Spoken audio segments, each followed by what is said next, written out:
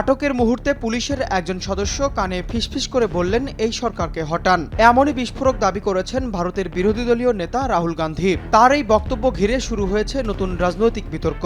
প্রশ্ন উঠছে, এটি কি শুধুই একটি ব্যক্তিগত দাবি, নাকি এর পেছনে রয়েছে আরও বড় কোনো রাজনৈতিক বার্তা? প্রধানমন্ত্রী নরেন্দ্র মোদীর সরকারি বাসভবনের বাইরে শিক্ষা ব্যবস্থা ও প্রশ্নপত্র ফাঁসের অভিযোগে বিক্ষোভে অংশ নেন রাহুল গান্ধী। বিক্ষোভ চলাকালে দিল্লি পুলিশ তাকে আটক করে। পরে বুধবার এক সংবাদ সম্মেলনে রাহুল দাবি করেন, আটক করে নিয়ে যাওয়ার সময় এক পুলিশ সদস্য তার কানে ফিসফিস করে বলেন, এই সরকারকে হটান। আমি রাজস্থান থেকে এসেছি, আমি হরিয়ানা থেকে এসেছি, আমরা শুধু ইউনিফর্ম পরে আছি।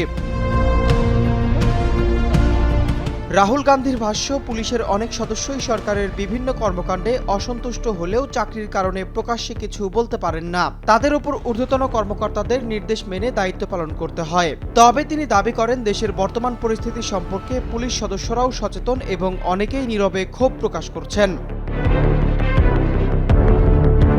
সংবাদ সম্মেলনে প্রশ্ন ফাঁসের ঘটনাও তুলে ধরেন রাহুল। তিনি বলেন, গত এক দশকে শতাধিক গুরুত্বপূর্ণ পরীক্ষার প্রশ্নপত্র ফাঁস হয়েছে।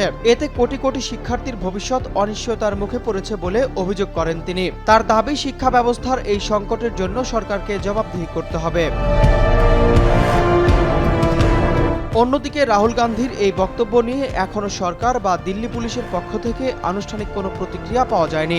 ফলে পুলিশ সদস্যের সঙ্গে কথোপকথন সংক্রান্ত রাহুলের দাবি স্বাধীনভাবে যাচাই করা সম্ভব হয়নি। একটি বাক্য, মোদী সরকারকে হটান। রাহুল গান্ধীর এই দাবিকে ঘিরে ভারতের রাজনৈতিক অঙ্গনে নতুন বিতর্কের সূচনা হয়েছে। এটি কেবল একটি ব্যক্তিগত অভিজ্ঞতার বর্ণনা নাকি বাস্তবতার প্রতিফলন, সেই প্রশ্নের উত্তর মিলবে সংশ্লিষ্ট পক্ষগুলোর আনুষ্ঠানিক বক্তব্য এবং ভবিষ্যৎ রাজনৈতিক ঘটনা প্রবাহেই।